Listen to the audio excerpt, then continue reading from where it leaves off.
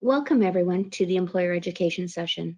Today we'll provide an overview of in-year reporting, including retirement, termination, pre-retirement death, long-term disability, and change of employment information.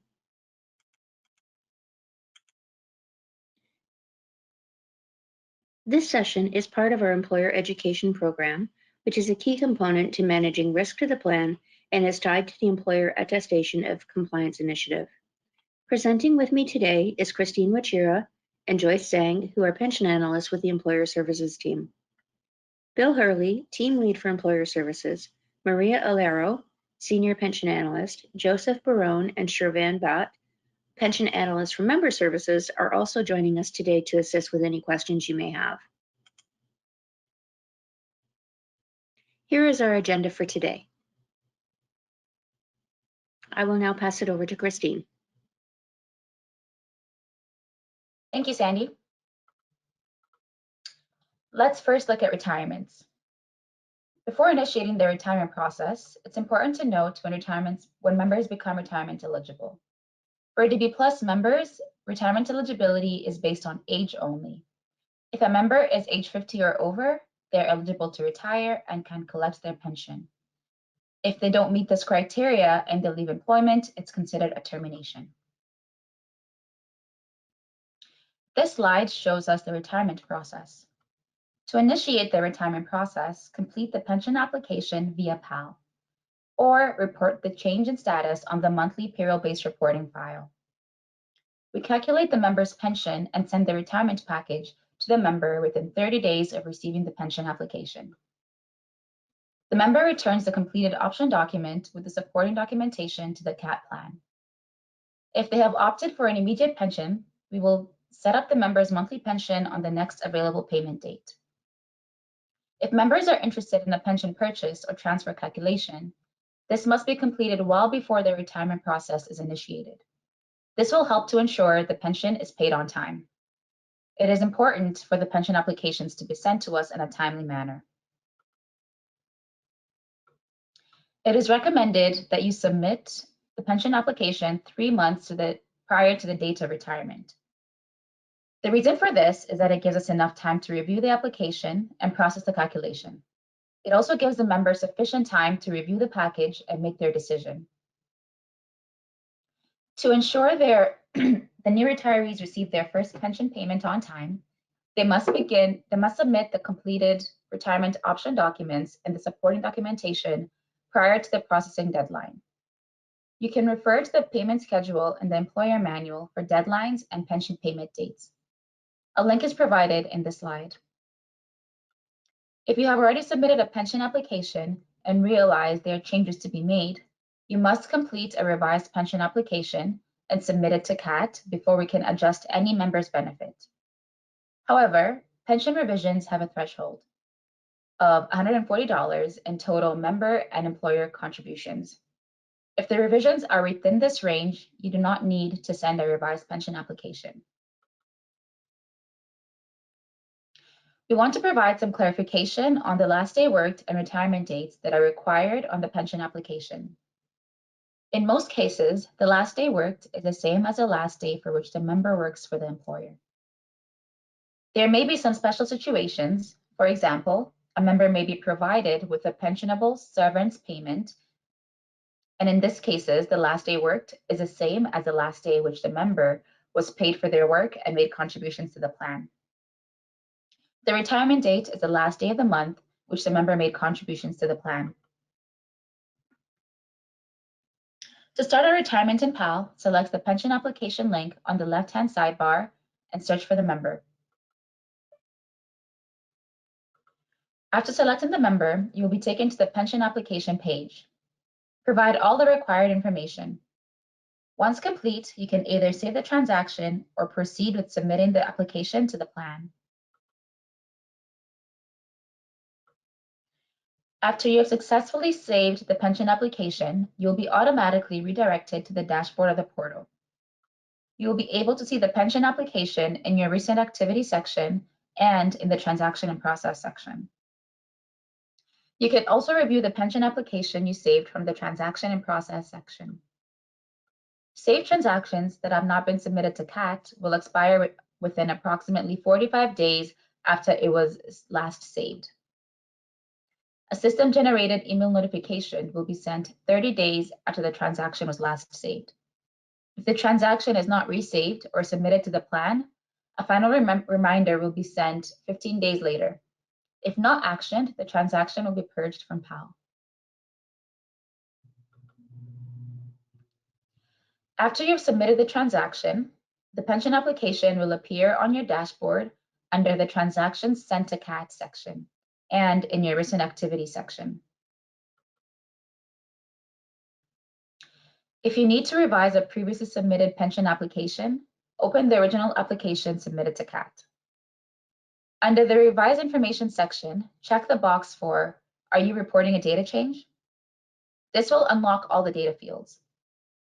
Proceed with updating the applicable information, and once complete, run validations and resubmit to CAAT. Please note that pension applications can be revised up to May 31st of the year after retirement. For instance, if a member retires on April 30th, the pension application can be revised up to May 31st of the following year. Let's now review the termination process.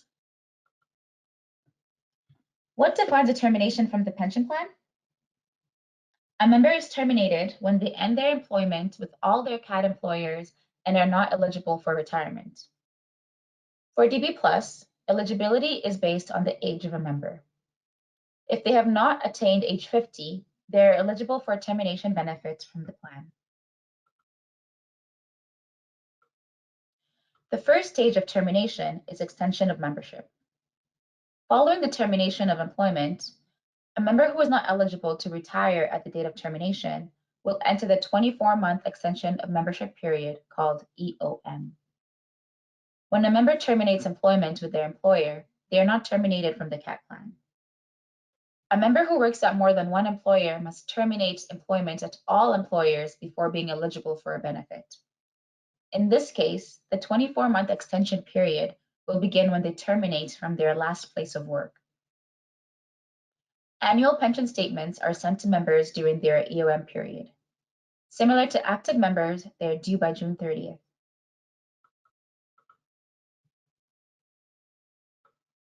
During the 24-month extension of membership period, members have a few options. If a member starts employment with another CAAT employer, the member will continue to accrue a benefit under the plan. Contributions to CAAT must begin at the enrollment date. A member can also transfer the value of their CAAT pension benefit to a new employer's pension plan, provided the new employer is a non-participating employer with a registered Canadian pension plan that agrees to accept the funds. This is commonly referred to as a transfer under the Pensions Benefit Act, or PBA transfer. The CAAT plan requires a written request from the member in order to initiate this type of transfer. Lastly, a member can start their monthly CAAT pension benefit if they become retirement eligible within the 24-month extension period. Between the time they first become retirement eligible and the end of the 24-month EOM period, the member can choose to start their monthly pension by contacting us. If the member does not contact us, we will send them a retirement package at the end of their EOM period. The pension amount in this retirement package will be calculated based on the plan's provisions for retirement from active status. At the end of the 24-month extension of membership period, a termination package will be mailed to the member. Essentially, they will have three options: defer their pension to start at age 65 or sooner with a reduction, or transfer the commuted value to their own personal locked-in retirement savings vehicle, or transfer to another employer's pension plan if they accept these transfers. If a member elects a deferred pension at the end of the EOM period and subsequently returns to work either part-time or full-time, they must re-enroll immediately. It is up to the member to notify you if they were previously enrolled with a CAAT employer. Once a member has been paid a commuted value payment, no further benefit is payable from the CAAT plan. This slide illustrates the termination process steps. To start the termination process, the employer completes a termination of employment process through PAL. If you are trying to complete a termination process for someone who is retirement eligible, you will receive a pop-up notification prompting you to complete a pension application. CAAT reviews the termination application before sending the commencement of EOM letter to the member, explaining their options during the 24-month extension period.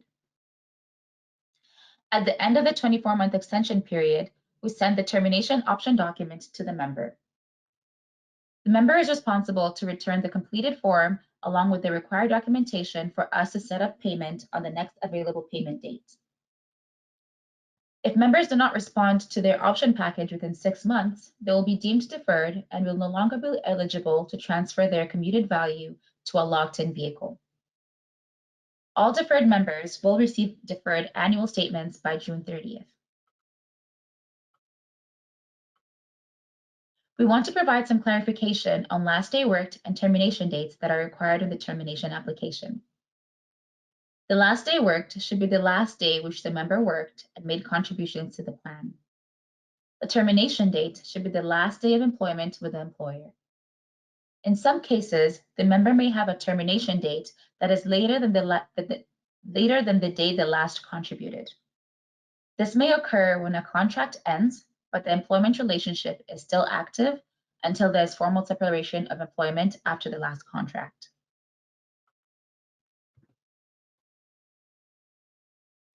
To submit the termination in PAL, select the Termination of Employment link on the left-hand sidebar and complete the required information and submit to the plan. Similar to pension application processes, termination transactions can be saved, submitted, and revised in PAL. Alternatively, you can report the change in status on the payroll-based reporting file by filling in the appropriate columns. On the DR Input tab, enter the termination status and select the effective date. Under column E-status, enter the employment status code of TER. Under the E-status_date, enter the last day worked. On the PR Input tab, report the earnings and contributions from the start of the month up to and including the last day worked. Now let's review the pre-retirement death process. For pre-retirement death, employers are responsible for reporting the death of an active member and members who may be on a leave or on disability. Pre-retirement death benefit would also apply to members who have terminated and are on an extension of membership from the plan or are members with a deferred pension with the plan. Survivor benefits are paid according to a specific order of eligibility. The eligible spouse is always the primary recipient of the survivor pension benefit. For members employed in Ontario and Nova Scotia that have no eligible spouse and have eligible children, the children will receive a children's pension. If the member has neither an eligible spouse nor eligible children when they die, their designated beneficiaries or estate will receive the pre-retirement death benefit in a lump sum payment. For members employed in other jurisdictions outside of Ontario and Nova Scotia that do not have an eligible spouse, their designated beneficiaries or estate will receive the pre-retirement death benefit in a lump sum payment.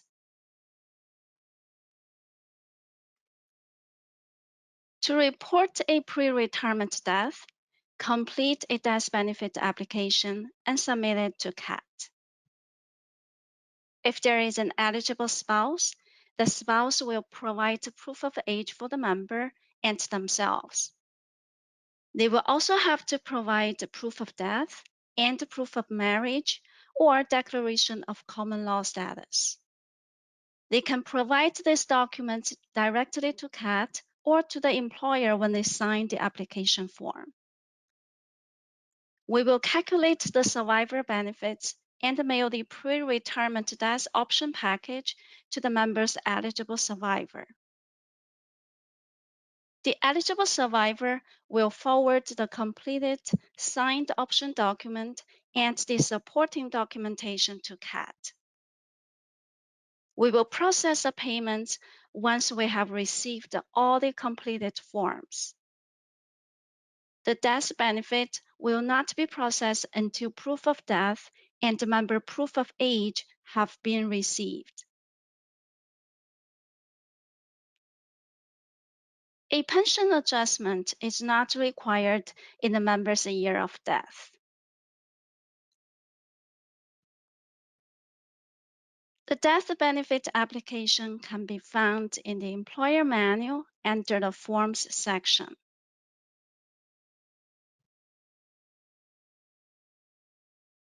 Now let's review the process for reporting members who are placed on disability. If a member becomes disabled and begins a disability leave, they are eligible to continue to earn a pension benefit under the disability provisions of the CAAT Pension Plan if they are determined to be disabled and in receipt of either long-term disability benefits through an employer-sponsored insurance provider or benefits under the Workers' Compensation Plan. If a member wishes to contribute during the leave, they will contribute based on the disability earnings they receive from your insurance provider or through a workers' compensation plan. The member must elect to contribute, and appropriate disability notice and election forms would be required. All contributions made by the member will also receive matching employer contributions. If a member elects to not contribute, they will not receive any matching employer contributions during the disability period. If the member returns, this period will not be eligible for purchase. Members receiving disability benefits under the Ontario's Workplace Safety and Insurance Act will stop contributing to DBplus to the first 12 months and will continue to earn a pension during this period. After this 12-month period, the member will be given the option to contribute to the plan based on actual earnings received from WSIB. We will notify the employer when the contribution waiver period is coming to an end. You should provide the member with an election form at this time. For members that go on disability leaves during the year, you will need to report this event to the CAAT plan using the appropriate start notice and election forms. You will also need to work with the member to ensure they have the information needed to make a decision about continuing to contribute to the plan. Download the applicable forms from the employer manual and complete the appropriate sections.